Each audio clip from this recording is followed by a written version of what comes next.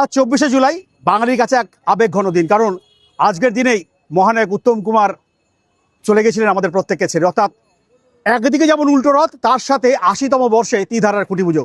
সুতরাং ত্রিধারার খুঁটি পুজোতে কি চলছে খুঁটিনাটি সেটা চলো তোমাদেরকে দেখাই।